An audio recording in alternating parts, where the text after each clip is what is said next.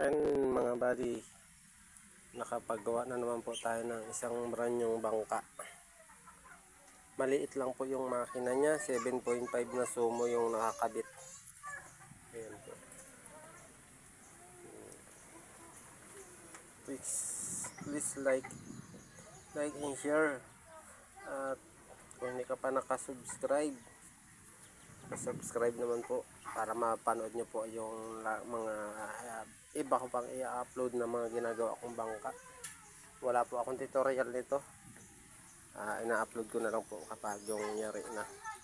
Ito po yung walang kamaruting maliit. Ito po yung taklob lang. Ayan o. Ito po, pag yung nananakbo ay di alis po yan, di alis. Ayan po. Wala na po itong maraming design. At yun po yung request nung nagpagawa. Ayan po.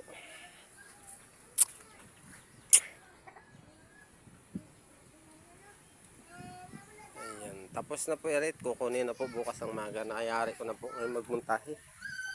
Ayan o. Nayari ko na yung magmuntahe. Ito pong timon niya ay luma na siya. Yung ikinabit na yan, luma na. Nayari ko na po siya magmuntahe mga idol. At nilagyan ko na rin siya ng imbornal.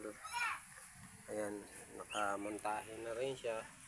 Nakatutok na yung kanyang propeller sa kanyang sigon niya to.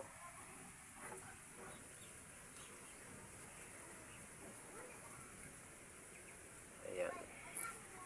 Brand new po yung makina na yan. Brand new po. Hindi pa nakakabit po yung tambotso niya. Brand new po dan talaga. Ayan, hanggang dito na lang. Para makita nyo pa yung mga susunod kong upload. Ito pa pala po ay papakita ko sa inyo yung ginawa kong bago ring bangka. Brand new. Ayan po. Pinipinturahan na po nung may-ari. Ayan. At mayroon din po akong bagong gawa na paraw. Paraw po yan. Bagong gawa ko din po yan. Ayan, ang brand new. Yan po ay pinipinturahan na po ng may-ari. Inuutay-utay ng pinturahan ng may-ari kasi naglalaot pa rin yung may-ari nito. Brand new din po yung ikakabit ditong makina. At ito po ay brand new po lahat. Oh. Ayan o.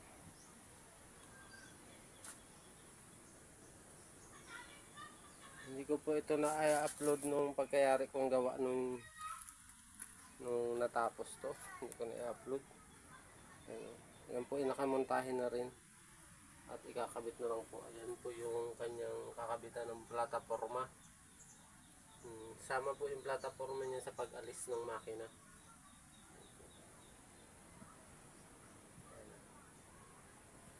At napakagandang bangka nila. Napakakisig. Yan po yung mga nakikita nyo, maraming kahoy na nakabalagbag na yan ay patungan po ng papag yan na nakapermi na. Para matibay daw po yung kanyang papag. Yari na rin po lahat ng papag nila. Nasa kanila po, nasa may-ari po na yung papag nila, nasa kanilang bahay. Ayan. Bali, yan po yung cabinet niya. Ito yung cabinet niya. Ayun. Ayan po. At nilagyan natin ng mga design yung kanyang bangka. Ayan o. Yan, kung nagustuhan nyo yung video ng ere, paki-like and share naman po. At kung hindi ka pa nakasubscribe, paki-subscribe naman po. Para mapanood nyo po lagi ang aking mga bagong ina-upload na bagong gawa kong bangka. At meron na naman po akong umpisahan uli. May isa na naman tayong dumating. Ito po yung baol. Papakita ko rin po sa inyo. Ayan o. Meron na naman po akong baulin. Ayan. 20 po ang haba nila. 20.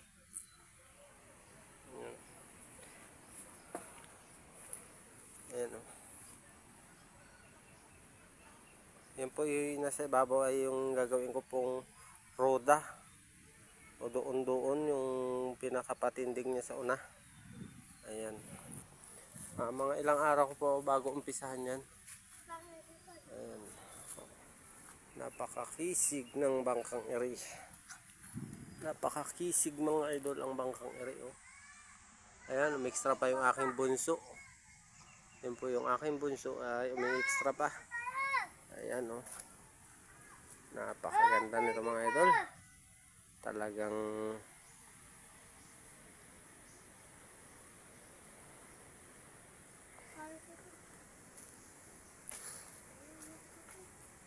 yan po ay may palikpik po siya. Direkta kwa na to. Direkta ukit na. Sama na sa ukit yung palikpik niyan. Ito po hindi tapal. Sama na sa ukit ng baol. Yung pagkakagawa ko niyan. Oh. Sama po sa ukit yan. Flat po yun sa pagdating sa huli. Bago pagdating po dito sa una ay pabilog na siya ng pabilog. Oh, mga idol. Mapapansin nyo. Ito po yung kilya niya. Tapos sinapinan po namin ng binil o tinatawag na PVC. Ito po. May PVC po yan yung tinatawag na binil. O, ito po ito. Mapapansin nyo yan. O. Makapal po. Ayan o. Ang hugis ng kanyang baol. Bilog po siya sa una. Pagdating po sa huli ay flat. Flat po siya pagdating doon sa huli. Ano, flat po siya. Papakita ko sa inyo mga idol. Oh. Ayun, flat. Pagdating po dito sa una ay bilog. Kinawayan po dito sa una, kinawayan. Kung tawagin po, pitsyong manok kung tawagin. Ayan. Ayan. So, ayan. Kung mayroon po kayong katanungan, comment lang po kayo dyan. At kung mayroon kayong katanungan sa bangkang eri. Ayan, hanggang dito na lang mga idol. Ano, napakakisig ng bangkang eri.